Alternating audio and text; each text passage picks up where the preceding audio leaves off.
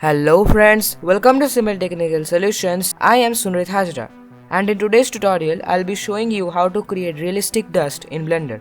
Dust is a small but important detail that adds up realism and depth to your 3D scenes. Whether you're creating an old abandoned building, a desert landscape, or simply adding a layer of detail to the surface, adding dust in Blender makes your scene more realistic. In this video, we'll cover everything from setting up a dust particle system, customizing materials to get the right dusty look, and adding finishing touches to give your scene a realistic feel. So let's get started.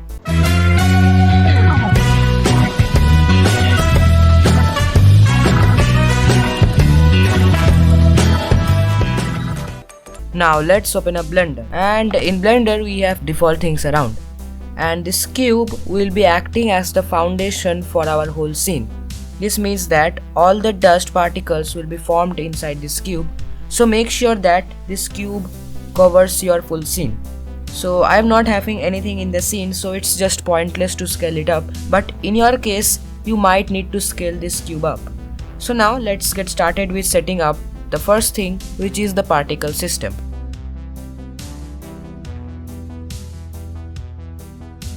For setting up the particle system, all you need is to go over to particles and then click on this plus, and this will add a particle system to this cube.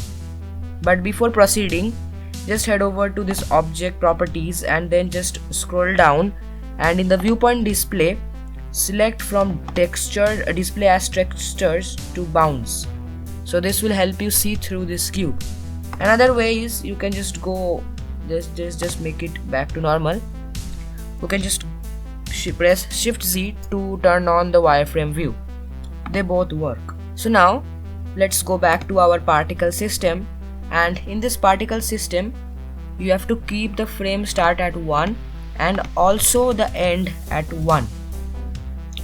Now increase the number and also increase the lifetime. By default it is selected. The source is selected as emit from faces. You have to select the source emit from volume. Now if you play this, you can see this particle, but you can see that these particles are just falling down. To fix that, you just need to scroll down to field weights, and then you have to just cancel out all of the gravity. If you want your particles to slowly flow towards the down, then you can keep the gravity a little.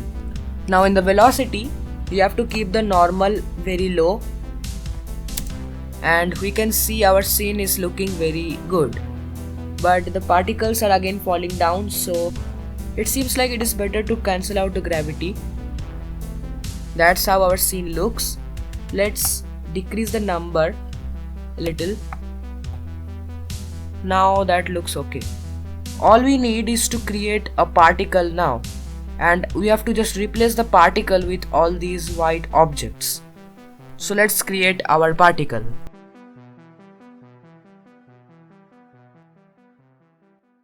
For creating the particle, all you need is just to go little away from your scene, and now he will add here Shift A mesh called icosphere.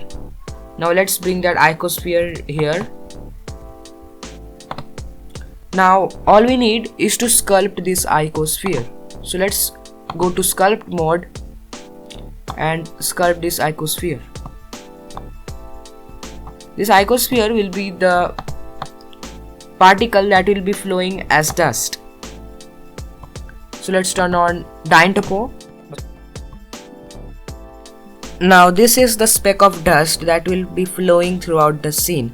Throughout this cube. For the material, we can just head over to the properties and give it a new material.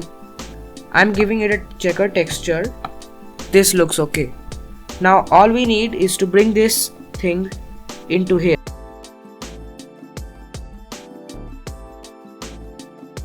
Now let's bring this thing inside here. So for that, let's focus back on our cube.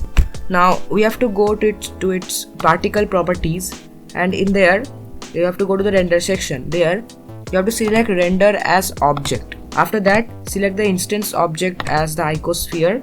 Turn on object rotation as well. Now in children you have to select simple. Now in here display amount you can decrease or increase if you want, but keep the render amount high. And you can also play around with these values like radius, roundness and all of these. Seems like in this you have to just decrease the size of the particles, make the scale low, and now let's give the display amount at, let's say, 2. Now that's how our scene looks like. Our camera will be placed inside the scene, and this is how our scene will look. You can easily render any object if you place the object inside this. If you want, you can add more dust or play around with any values in here. So that's how you create dust in Blender. So that was all for today. Thanks for watching.